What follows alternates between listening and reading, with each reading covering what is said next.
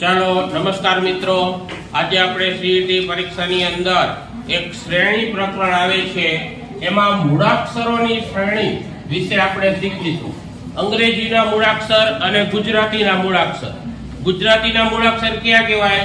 ક ખ ગ ઘ. અને અંગ્રેજીના મૂળાક્ષર A B C D. તો આજે આપણે અહીં અંગ્રેજીના મૂળાક્ષરોનું ઉદાહરણ જોશું. જો અહીંયા રકમ છે B C D E F, તો અહીંયા શું આવે? C.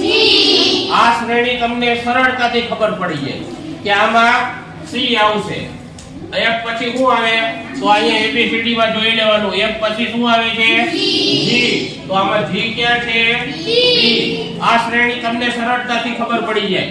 બાકી રકમમાં જોવું પડે, મગજ ચલાવવું પડે, કઈ શ્રેણીનો ઉપયોગ કર્યો છે, એમાં પછી શ્રેણીનો ઉપયોગ થાય. ચાલો બીજો દાખલો, A B G J M. તો અહીંયા શું આવશે? અહીંયા જુઓ જી, પેલા A પછી D આવે તો બીજા ક્રમે આવે ને, C નથી છે તો એક ક્રમ મૂક્યો, એક એક મૂકી. કેટલા મૂક્યા છે? એક એક. અહીંયા એક મૂક્યો, પછી અહીંયા એક D પછી જુઓ જી, D પછી E, A પછી D મૂક્યો છે, બે અક્ષર મૂક્યા છે. પછી G આવ્યો, પછી J. તો કેટલા અક્ષર મૂક્યા? બે અક્ષર.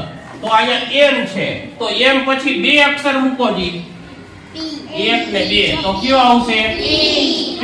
તો P કયો ઓપ્શન છે? આગળ જોવાનું તમારે શ્રેણી કઈ ઉપયોગ થાય છે, ઈ તો ઈ જવાબ આવશે. ચાલો ત્રીજો દાખલો, A B C E H L Q. ચાલો B ક્યાં છે? B અહીંયા, પછી C, પછી E. જો આ બે અક્ષર આવ્યા, પછી H, E B C E H, પછી L, પછી Q. તો Q અહીંયા જો પેલા બે અક્ષર મૂક્યા, પછી E અને H, B C.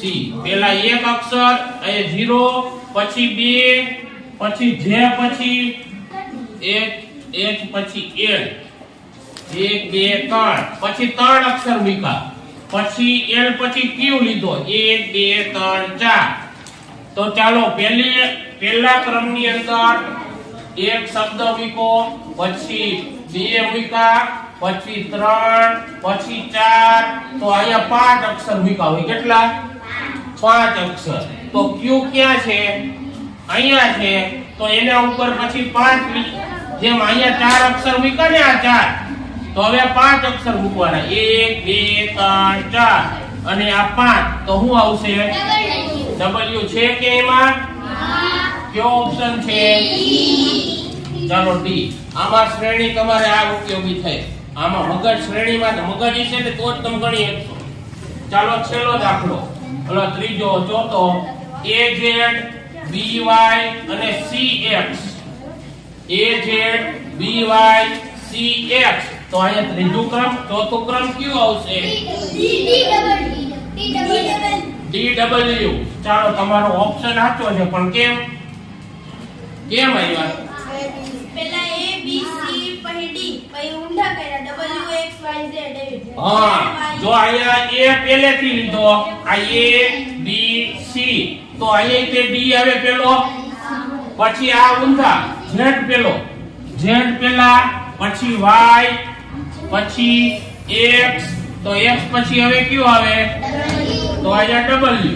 તો એમાં D અને W કયો ઓપ્શન છે? D. ચાલો બરાબર. હવે ચોથો દાખલો, M ખાલી જગ્યા M ખાલી જગ્યા M ખાલી જગ્યા ખાલી જગ્યા ખાલી જગ્યા. તો હવે આમાં કયો જવાબ આવશે? ચાલો મિત્રો, આ તમારે કોમેન્ટ કરવાનો છે જવાબ. આનો જવાબ દાખલો ગણીને તમે વિડીયોમાં ચોક્કસ કોમેન્ટ કરજો.